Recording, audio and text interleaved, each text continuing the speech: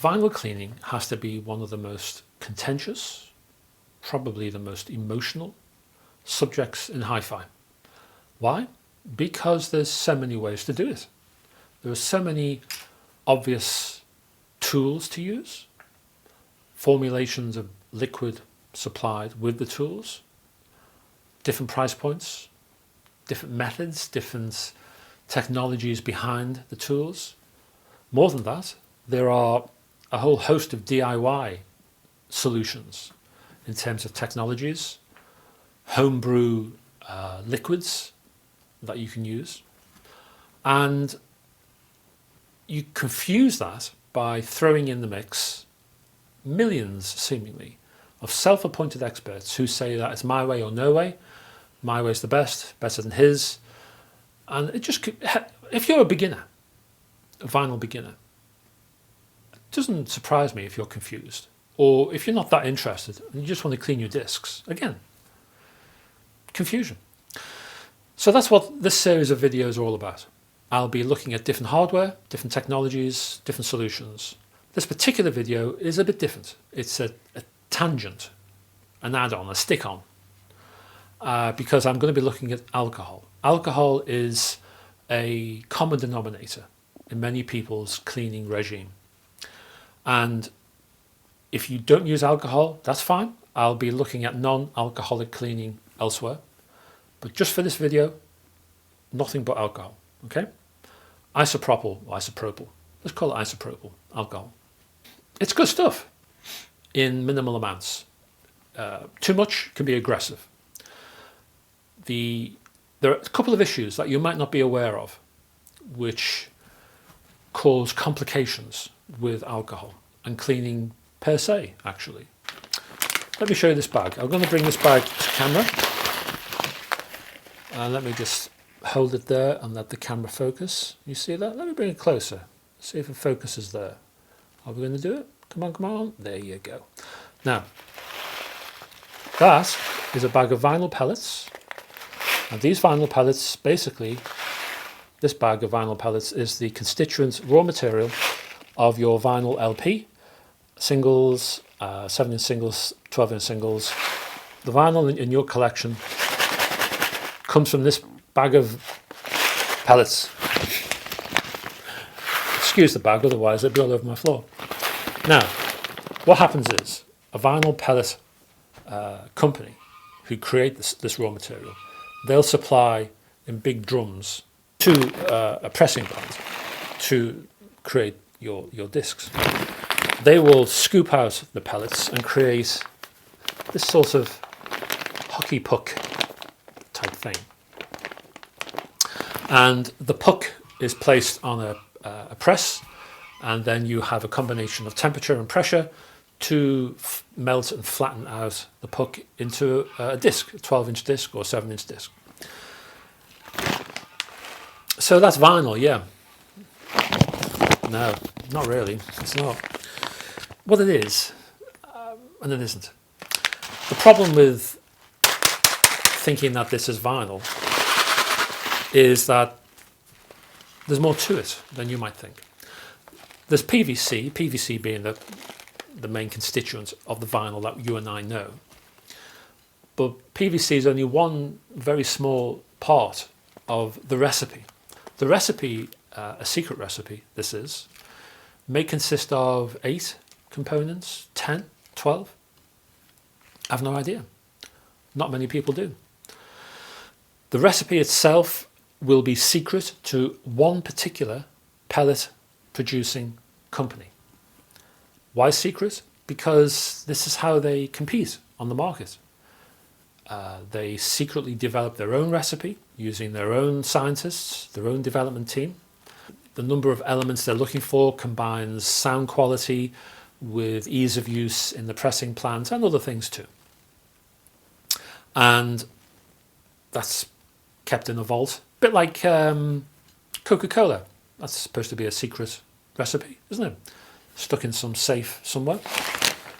Let's put that down there. Similar to that. So you've got a secret vinyl recipe, and you have each and every vinyl pellet company in the world with their own secret recipe. I can't remember how many companies there are actively in the world, maybe 25, 30, let's say 30. I'm probably wrong, but it's in that area. So say 30 companies in the world, each one with their own secret recipe, PVC being just one element of that. Lots of other chemicals are part of the recipe. Okay? And imagine then, so you've got those 30 companies producing vinyl discs, vinyl LPs. You will then have, I suppose, in theory, I mean, the differences might be smaller than others, but basically you will have 30 different LP types on the market, each one chemically different, unique on the market right now. But there's more. It isn't just 30. If you have company X in the UK producing pellets and you go to work on a Monday morning, you don't go with one recipe. Oh, no. You go with 6. Why 6? Because you have to present to the pressing company, the pressing plant, who with the machines in there, options. The pressing machines are hydraulic driven and they do their work through pressure. Sometimes they're not A1 and the pressure that they can produce might dip a bit. You know, if one machine wakes up a little bit ill, a bit sniffly, you know, the pressure it can produce might dip a little bit. You need pressure with temperature to melt the actual pellets. Now, if your machine is not producing enough pressure, then the pellets won't melt properly, will they? So what do you do? Okay, so instead of having the default recipe, which let's call it number 1, you might have to go to number 4, which melts quicker. These pellets melt quicker. They don't need as much pressure. So we'll use that one today, okay, on a wet Tuesday in March, say. So a week goes by and they've fixed the machine and it's back up to spec, full pressure. So we'll dump recipe 4 and we'll go back to 1, okay? So using 1 again. But for a while, we were using recipe 4. So all those discs produced were different, weren't they? The chemical composition was different. It was recipe 4, not recipe 1. So you see how many variations. So there's 6 options there from that one company. So now, let's go back. We have now each of our 30 worldwide companies now has 6 variants within. So that's 6 times 30. That's how many discs are being produced, or types of discs are being produced in the world right now. But that's not all. It actually is more complex than that, because we forgot history. As you go through the years, if you're a vinyl producer, you tweak your recipe, you change your recipe, you upgrade your recipe. Certain chemicals are no longer available and they have to be changed. Certain chemicals are improved because they're better performers. All of those tweaks happen over the years, so you have to add all those variables, because all those tweaks and variables will produce individual discs which are now out there on the market to buy as second-hand LPs or 7 inches. So there's more variance there. It's happening still. I spoke to the top producer of pellets in the UK right now. Mr. X told me, and they don't like to reveal their names, they're very secretive, these guys. Mr. X told me that they only dumped one chemical, I think it was 4 years ago. Why? Because the chemical itself was a nasty thing. It was not very nice to work with. So they dumped it. They were using it because it sounded great. You know, you add it to the chemical composition of the discs, and the resultant vinyl sounded good because of this chemical. It helped a lot, but it was nasty. So they replaced it with some sort of new polymer they developed, and it's changed the chemical composition again. So from that point on, different chemical composition, different discs to what they had before. So more variance. And again, it doesn't stop there. What about the companies that no longer exist? What about the company, say, which was founded in 1955, for example, and then went bankrupt in 1965 and spent 10 years producing its own discs with its own variation of chemical, very secret recipes. 6 at a go. It tweaked as it went, and on and on and on. How many of those discs are still on the market to buy? It's possible with all of these variations. I mean, the amounts of variations are staggering. It's possible, let's say, you have 1,000 LPs in your collection, let's say. It's possible that each and every disc is different. Each and every disc is unique chemically and has a different chemical composition. If you broke down each and every disc in that 1,000 disc collection, it's possible. Each and every one's different. So if you clean these discs, how do you know they'll react in the same way? If you add alcohol to each and every disc, how do you know they will be cleaned in the same way? They will react in the same way? How do you know that a concentration of alcohol in diluted in distilled water, how do you know that your first disc might not be damaged, but your second disc might be a little bit, and your third disc might be a lot? You don't know. You don't know of the chemical composition of these discs. No one's telling you. You've got no way to find out. You haven't got a clue. And this is the thing.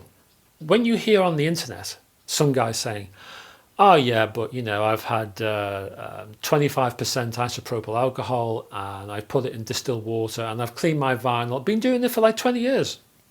No problem. Never caused any damage. How does he know? How does he know? Let's say he's been cleaning Simon and Garfunkel Bridge Over Troubled Water for 10 years. How does he know?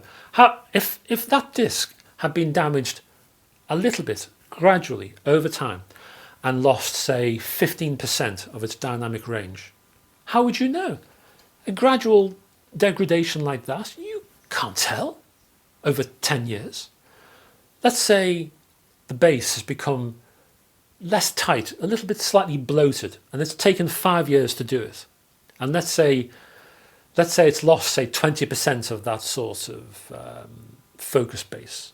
You wouldn't know. You'd have to go into a time machine, go back and compare and do an A-B comparison with no variable changes. You don't know. So if anybody says this to you, don't believe them. Just don't believe them. I don't. And another thing, the industry doesn't know. You would think they would know. A couple of examples. I talked to, because I tried to find, you know, where's the line when alcohol becomes a positive to a negative, where alcohol becomes a help to a hindrance. Where's the line when alcohol becomes a danger and starts damaging your vinyl? Where is that line? I asked a chemist in Canada who works regularly for Abbey Road, a lady. She hadn't got a clue. I talked to a company in the UK who supply Abbey Road, again, with acetate discs. They know about this substance. They know about vinyl, the chemical, they have great chemical related knowledge. They don't know. I talked to a pressing plant, asked them the same question, haven't got a clue. I talked to 2, not 1, but 2 producers of vinyl pellets. They should know, but they didn't. They haven't got a clue because they don't need to know. Why should they know that's something like that? It's got nothing to do with their business. So no one knows. The industry doesn't know. I don't know. You don't know. And that's the problem. So what I suggest is use as little as possible. And the good news is you can, because I've done some sonic tests over time. I grabbed a bunch of vinyl, which I had no problem in damaging if it came to that. I used an ultrasonic cleaner. I filled the bath with distilled water and a range of alcohol concentrations. I started at 0.5%. That's where I began. And I moved steadily from 3 to 5 to 10 to 12 to 15. each time listening, doing A/B comparisons, BA, CDs, DC, the whole thing. Took me ages. Soul destroying at some points, I'll tell you. But I did it. And I'll tell you one thing. The sonic improvements occurred at 0.5%. There was real sonic improvements. It didn't change during the increasing concentration. There were no improvements. There were no enhancements. Nothing happened. Nothing happened. It all happened at 0.5. Now, if you're going to work out, adding alcohol to a bath, go to 1% if it's easier to calculate the ratios, fine. But don't go any further than that, purely on the sonic level, because you won't get any changes. Now, it's not as simple as that. And I'm going to stop here, but I'll tell you now, this is just the beginning, right? This is just the beginning, because there's more to it. But on a pure level, we're talking, what I mean by that is there's different ways of cleaning your vinyl. I wouldn't recommend only using alcohol. Alcohol is only one of a toolkit, but we'll get to that, okay? So I just want to let you know that in terms of alcohol itself, you don't need to use much at all to get a sonic benefit. You want to use as little as possible, because you don't know that if, for all you know, you could be damaging your vinyl slightly, gradually, in a tinier way. So you want to use as little as possible to minimize any possible damage. And 0.5%, or let's say 1, just because it's easier to calculate ratios using 1%, isn't it? Go for 1. That's all you need to change the sonic abilities of your vinyl. 1%. I will stop there. Like I say, there's more to this story. There's more to come. This is just part of it. This is just the beginning. If you want to comment, please do. Keep it polite, no swearing, keep it clean. This is a family channel, and you can comment, tell me more about your experiences, your views on alcohol, not gin and tonics, I'm not talking about that, on isopropyl stuff, with vinyl. Tell me your favourite concoctions if you make your own. Tell me your favourite vinyl cleaning systems, your favourite tools. If you dislike vinyl, if you dislike alcohol cleaning in vinyl, tell me why. All those things. Comment down there. And I'll talk to you soon. And this will be an ongoing thing. So talk to you soon, and watch for the next one. Bye, bye, bye, bye, bye.